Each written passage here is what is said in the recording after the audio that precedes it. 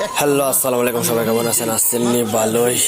রমজান মাসে ঈদের উপলক্ষে সুন্দর ড্রেসিং টেবিল নিয়ে আসলাম। দেখতেছেন অনেক সুন্দর করে ড্রেসিং টেবিলে নকশা করানো হয়েছে। দেখছেন নি প্রতিটি পাতার বাস সুন্দর করে করানো হয়েছে। দেখেছেন এটা পুরাটা আকাশমণির কাঠ। দেখতেছেন নিখুঁতভাবে বানানো হয়েছে। দেখছেন অনেক সুন্দর করে বানানো হয়েছে।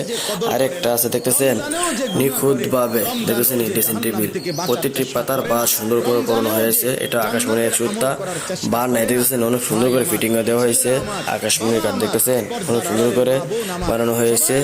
দেখতেছেন আরেকটা আছে দেখতেছেন ড্রেসিং টেবিল অনেক সুন্দর করে বানানো এক মডেল 2 পিস বানানো হয়েছে। ড্রেসিং টেবিল দেখতেছেন অনেক সুন্দর করে বানানো হয়েছে।